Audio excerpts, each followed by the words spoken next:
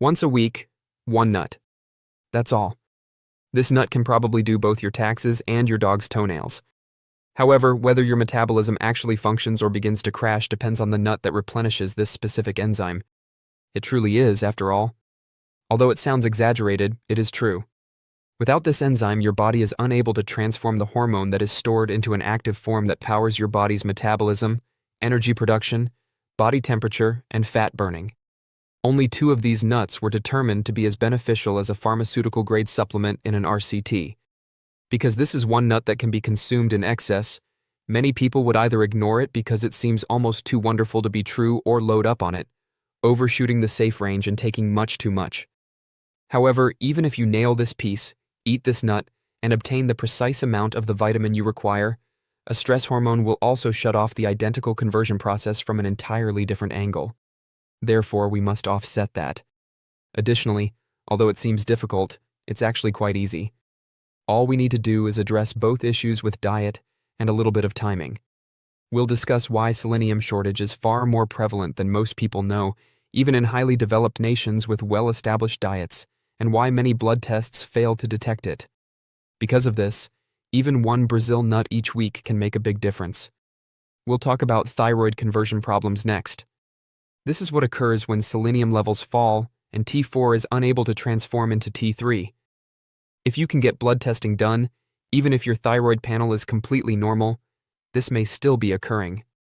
I'll next demonstrate how cortisol can target the identical conversion step from an alternative perspective and the subsequent chain reaction that results in visceral fat.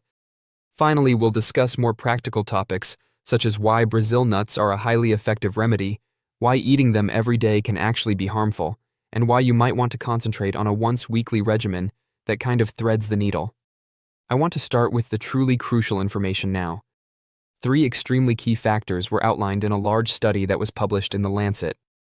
Brazil nuts can be really expensive, so before I get into that, here's something that can be helpful to you generally.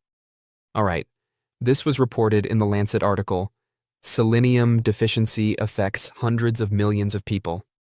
3 things were outlined. The scale comes first. Hundreds of millions of individuals suffer from selenium insufficiency. Millions upon millions. Alright, the soil period is the cause.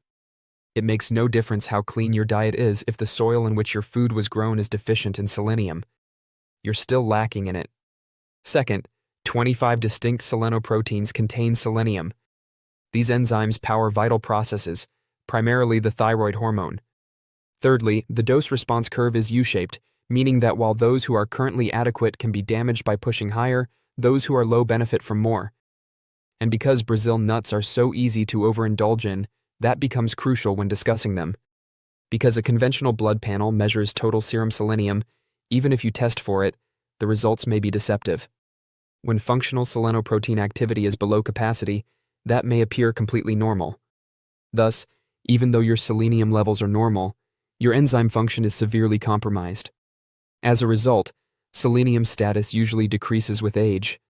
Thus, this issue is not limited to underdeveloped nations. Many regions of the United Kingdom, Europe, New Zealand, and the United States, particularly the Northwest and Northeast, have extremely structurally low selenium soil. The reason, now. The thyroid gland primarily produces T4, which is the thyroid storage form for your metabolism, which is why this is so important for your thyroid and metabolism. That is incredibly weak. Your body must transform thyroid in order to use it. Therefore, it must convert T4 to T3, the active form, in order to truly control your metabolism, accelerate your metabolism, raise your body temperature, give you more energy, and improve your mood. Deiodinases are the enzymes that carry out such conversion. DIO1 and DIO2. As I said, these are excellent instances of selenoproins. Therefore, those enzymes either don't develop fully or are extremely weak and work poorly in the absence of sufficient selenium. Accordingly, a study in clinical pediatric endocrinology examined patients with selenium deficiency who had no history of thyroid disease.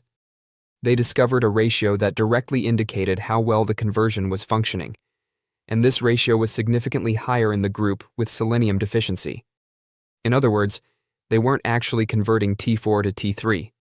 For example, the conversion decreases as the insufficiency increases. Thyroid-stimulating hormone, TSH, returned to normal after they took selenium supplements. Additionally, they discovered that T4 returned to normal. In fact, T3 increased significantly while they decreased. Thus, the ratio reached equilibrium. Therefore, the conversion issue was completely reversible. And when we compare it to prescription treatments, such as levothyroxine or synthetic T4, many patients still experience terrible side effects. The reason for this is because selenium is still lacking. For example, levothyroxine produces T4, but it still requires working deiodonases to be converted. Therefore, even when taking medication, that conversion is hampered if selenium levels are inadequate, since it further distorts the ratio. Your T4 is rising significantly while taking levothyroxine, but it doesn't seem to be converting it because you don't take selenium. You now have a completely messed up ratio. Therefore, there are other factors besides selenium that reduce that conversion. In fact, cortisol also has this effect. As I indicated in the movie, a 2025 study published in JRSM discovered that glucocorticoids, such as cortisol, reduce the activity of 5-diodeinases, the same family of enzymes that change T4 into T3. Therefore, cortisol inhibits conversion if you are under constant stress. Alright, so the world is crazy and hairy. And this is how the progression sort of unfolds. There is less T3 available to you. In order to protect you, your body makes more reverse T3, a physiologically dormant variant that actually blocks T3 receptors. Therefore, you are not simply producing less of the active hormone. The inactive form is present in the receptor sites where T3 should be. T3 is now lower, but the tiny amount is insufficient to even bind. Your lowered T3 then starts to decline. Various, such as oxidative phosphorylation in the mitochondria. It is therefore metabolizing lipids and carbohydrates much more poorly. Thermogenesis decreases. The activity of lipolytic enzymes is diminished. Thus, you're not burning fat. Your body starts to store visceral fat and becomes less effective. Thus, long-term stress increases cortisol. T4 is suppressed to T3 by cortisol. In the end, reverse T3 climbs. You eventually develop fat, especially visceral fat, as a result of the receptors being blocked. Brazil nuts. The dosage is crucial.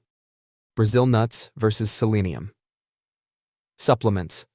An RCT published in the American Journal of Clinical Nutrition examined 59 adult people in New Zealand, a country known for having low selenium levels. They divided them into 3 groups: 100 mcg of selenomethionine pills, 2 Brazil nuts daily, or a placebo. After 12 weeks, the Brazil nut group and the supplement group both increased plasma selenium levels. 100 micrograms of the normal supplemental form were matched by 2 nuts. Brazil nuts have a variable selenium concentration, although their bioavailability is similar to that of pills. Thus, a normal nut may have between 50 and 90 milligrams. However, our investigation has shown that individual nuts can occasionally have concentrations as low as 1 microgram and as high as over 500. Therefore, you may be consuming more than 1,000 micrograms in a single serving if you eat 2 nuts a day from a high selenium batch. This is over 3 times the acceptable upper limit of 400 micrograms. You are at danger of developing chronic selenosis if you do that on a daily basis. Like an excessive amount of selenium, it takes place in a matter of days or weeks.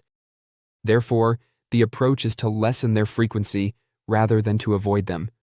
You can significantly improve your selenium status without running the risk of buildup if you consume 1 to 2 nuts a week, which equates to 80 micrograms. This is strongly supported by the trial data. Due to its sluggish incorporation into tissues, selenium from Brazil nuts remained increased for weeks after treatment ended. And to accommodate for it, we have a weekly dosage. I want to wrap everything up and discuss how you can use this. Alright? For now, all we have is the possibility that I should simply have a few Brazil nut protocol week meals. Before taking supplements, think about getting tested. For example, a GPX activity test or serum selenium test can determine whether you are clinically deficient. However, if you're already adequate, you shouldn't actually push higher with a U-shaped curve. Thus, it is crucial to sort of get tested. Second, start with one Brazil nut every week if you're low. Not even every day. The weekly dosage is actually adequate due to the extended tissue half-life. This shields you from the variation in selenium from nut to nut. Thirdly, the system surrounding selenium needs to be supported. Thus, the review is intriguing. All right, it's shown that iron, iodine, and selenium work as a kind of trinity for thyroid function and should be evaluated jointly. I take it that you truly want to consider eating whole foods? However, you should also think about taking some seaweed for the iodine and some red meat for the iron if you're going to take a Brazil nut. Furthermore, since selenoprotein synthesis shares machinery with amino acids like sulfur-containing amino acids, we don't want to ignore protein. Therefore, you can have a lot of selenium but not develop the enzymes themselves if your protein intake is low. So you get your selenium along with eggs, meat, fish, and dairy? Brazil nut. Fifth, you must control your cortisol. Thus, the same deionized enzyme that selenium produces is suppressed by cortisol. Within an hour following stressful events, a single 200 mg dose of theanine reduced salivary cortisol by more than 40%, according to a triple-blind crossover trial in neurology and therapy. Therefore, theanine is a useful tool to shield that conversion from the cortisol side if stress is a part of your life, as it is for many of us. Thus, once a week, 1 or 2 nuts. The protocol that honors all of this is that eat it with some seaweed. Serve it with eggs or any red meat. Selenium is necessary for your thyroid to perform its most fundamental functions. Furthermore, the majority of people are either overdoing it or blatantly ignoring it. Taking too much is an issue, so now that you have the middle ground, it may aid you. Therefore, there is a nut that you may eat every day that offers a whole different set of metabolic benefits if you're a nut lover in my 30-day macadamia nuts experiment, and you want to consume more than 1 nut every week. I actually documented the results of a 30-day experiment in which I consumed 1 ounce of macadamia nuts every day. That concludes our discussion for today. Until then, goodbye. See you in the next video.